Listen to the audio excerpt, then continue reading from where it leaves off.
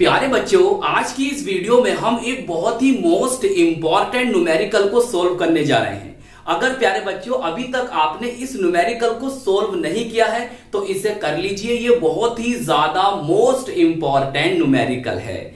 तो चलिए फिर कॉपी और पेन निकाल लीजिए और सोल्व करते हैं बहुत ही सरल तरीके से आज के अपने इस एनसीईआरटी के न्यूमेरिकल को। एस्कॉर्बिक अम्ल विटामिन सी का नेम होता है और प्यारे बच्चों हमें यहां पर विटामिन सी का फॉर्मूला भी दे रखा है कि उस द्रव्यमान का परिकलन कीजिए जिसे 75 ग्राम एसिटिक अम्ल में घोलने पर हिमांक में 1.5 डिग्री सी की कमी हो जाए। और प्यारे बच्चों हमें के एफ का मान दे रखा है। के एफ क्या होता है? के एफ होता है मोलर अवनमन स्थिरांक। तो प्यारे बच्चों हमें यहां से एस्कॉर्बिक अम्ल का द्रव्यमान को कैलकुलेट करना है। तो इसके द्रव्यमान को कैलकुलेट करने के लिए हमें कौन कौन से मान चाहिए, कौन कौन सी वैल्यूज चाहिए, उसका पता तो चलेगा फॉर्मूले से कि भाई यहां पर हम कौन सा फॉर्मूला, कौन सा सूत्र लगाएंगे तो जिसके द्वारा हम जान पाएंगे कि भाई इसके द्रव्यमान को कैलकुलेट करने के लिए हमें ये मान चाहिए। तो चलिए सबसे पहले आप इसका फॉर्मूला याद करिए, बहुत ध्यान से देखना। देखिए डेल्टा टी एफ प्यारे बच्चों ये होता है हिमांक का अवनमन या हिमांक में अवनमन या हिमांक में होने वाली कमी, ऐसे ही बोल सकते हो, बराबर 1000 हो गया इंटू के एफ ये होता है मोलर अवनमन स्थिरांक और प्यारे बच्चों इंटू विलेय का भार या विलेय का द्रव्यमान या विलेय की मात्रा बटे हमें चाहिए विलेय का अणु भार बटे विलायक की मात्रा। सही। तो हमें यहां से प्यारे बच्चों एक बात का पता करना जरूरी है कि यहां पर विलेय कौन है और विलायक कौन है। देखो इसे कैसे पहचानोगे भाई? एस्कॉर्बिक अम्ल विटामिन सी का नेम होता है, उसका फॉर्मूला दे रखा है कि उस द्रव्यमान का परिकलन कीजिए जिसे 75 ग्राम एसिटिक अम्ल में घोलने पर। मतलब यह है कि आप इसको एस्कॉर्बिक अम्ल को किसमें घोल रहे हो? एसिटिक अम्ल में घोल रहे हो। तो याद रखो जिस पदार्थ को हम घोलते हैं वो विलेय होता है और जिसमें घोलते हैं वो विलायक होता है। मतलब हम इसको इसमें घोल रहे हैं तो ये हुआ हमारा विलेय और ये हुआ हमारा विलायक। तो हमें विलेय का द्रव्यमान, विलेय का भार या विलेय की मात्रा को बताना है। मतलब हमें W2 को बताना है। सही है। विलेय के लिए 2 लिखते हैं और विलायक के लिए 1 लिखते हैं, या ए और बी भी लिख सकते हो। विलायक के लिए ए और विलेय के लिए बी, ऐसा भी लिखा मिल सकता है, WA WB देखा होगा आपने। तो प्यारे बच्चों इतना पता चला कि हमें यहां से W2 बोले तो विलेय का द्रव्यमान कैलकुलेट करना है और विलेय कौन है प्यारे बच्चों? हमारा विटामिन सी है। तो इसे निकाल लो बाहर। तो W2 बराबर हो जाएगा हमारा, ये इसी गुणा में आ जाएगा, delta T F into M2 into प्यारे बच्चों ये क्या है? विलेय का द्रव्यमान। अब देखो हमें कौन कौन सी वैल्यूज उसने दे रखी हैं और कौन कौन सी वैल्यूज हमें उसने दे रखी हैं देखिए आप, और फिर इसके अंदर रखें और आंसर को प्राप्त कर लीजिए।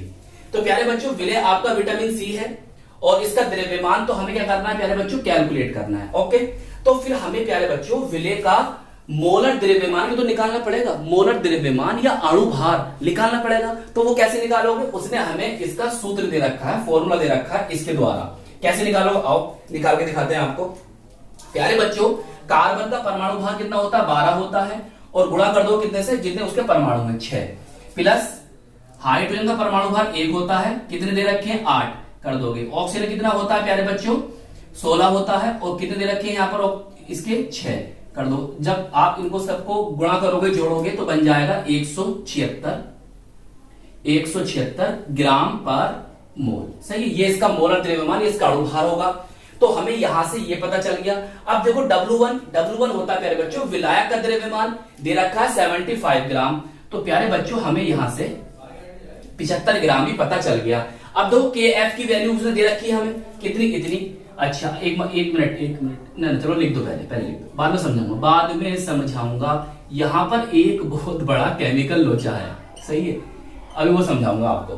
देखो डेल्टा टी एफ की वैल्यू आपको दे रखी है 1.5 डिग्री सी। अब आप कहोगे सर ये वाली वैल्यू डिग्री सी में है और ये केल्विन है, ये केल्विन में है, केल्विन किलोग्राम पर मोल या प्रति मोल या मोल इनवर्स।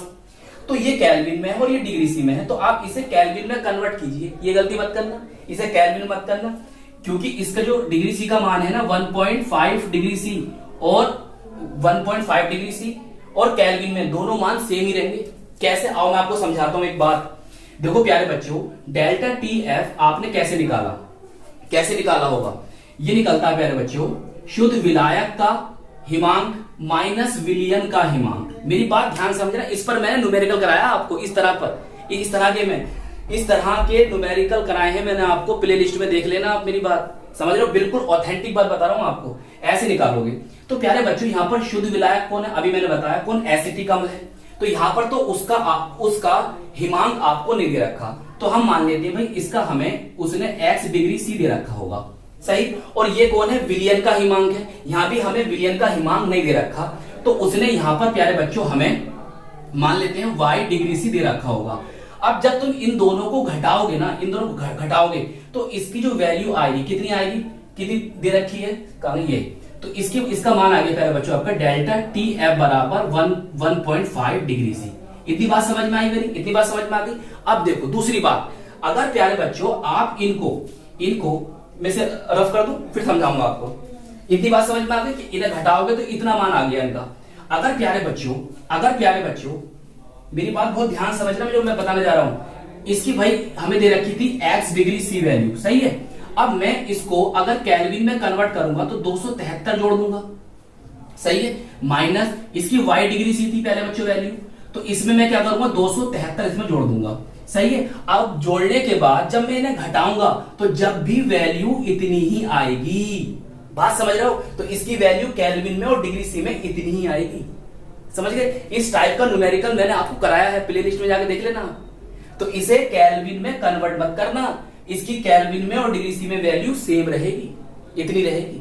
आई बात समझ में? चलो आगे चलते हैं। चाहे आप करके देखना ना न्यूमेरिकल इस टाइप का, नहीं तो तुम मेरी प्ले लिस्ट में जाओ और वहां पर आपको इस टाइप का न्यूमेरिकल मिल जाएगा। चलिए आगे चलते हैं। अब प्यारे बच्चों आपको सब मान पता चल गए हैं, रखिए फटाफट जल्दी से और आंसर प्राप्त कर लीजिए। तो कितना आ जाएगा? 1.5 केल्विन डिग्री सी में मान दोनों सेम होंगे इसके, इनटू m2 प्यारे बच्चों m2। अरे यार जल्दी से, बहुत गर्मी हो रही है यार यहाँ पर। 76 W1 75 है ना, 75, हाँ 75 है, बटे कितना आ गया? शाम का टाइम हो रहा है, शाम के 7:15 बज रहे हैं। KF 3.9 यार, गलती मत करना जल्दबाजी में। देखो भाई प्यारे बच्चों बहुत ध्यान समझना इसकी कैलकुलेशन। देखो इस पॉइंट से मैंने ये पॉइंट को काट दिया, सही है। देखो 5 तिया 15, 5 तिया 15 हो गए और 5 दूनी 10 और ये 2 0 नीचे आ गए, सही है। अब प्यारे बच्चों देखो 25 तिया 75 और 25 8 200, इतनी बात समझ में आ गई। अब प्यारे बच्चों अगर मैं क्या करूं, ऐसा करता हूं, देखो इसे काट दूंगा, 3 कम 3 और 3 तिया 9, बताओ इतनी बात समझ में आ रही नहीं आ रही है? अच्छा आगे चलें। अब देखो प्यारे बच्चों इसे देखो, 8 दूनी 16, तो एक इधर आ गया, तो 8 दूनी 16, तो ऊपर कितने बचे? देखो 22 ये हैं और 3 ये हैं, तो ऊपर प्यारे बच्चों आपके बच रहे हैं, ऊपर आपके बच रहे हैं, लिख दो सामने दिखाई दे जाएगा, आपके बच रहे हैं 3 66 और बटे कितने 13, एक इतने आ गए। अब प्यारे बच्चों जब आप इसे भाग दोगे कितने को, 66 बटे 13 को भाग दोगे तो आपका आंसर आएगा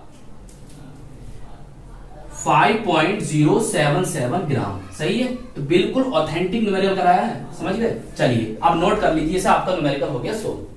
तो आई होप ये न्यूमेरिकल आपको अच्छी तरह से समझ में आ गया होगा। तो प्यारे बच्चों अपना ख्याल रखिएगा, खूब मेहनत से पढ़ाई करते रहिएगा। हम मिलेंगे आपको इसकी नेक्स्ट वीडियो में। जय हिंद, जय भारत।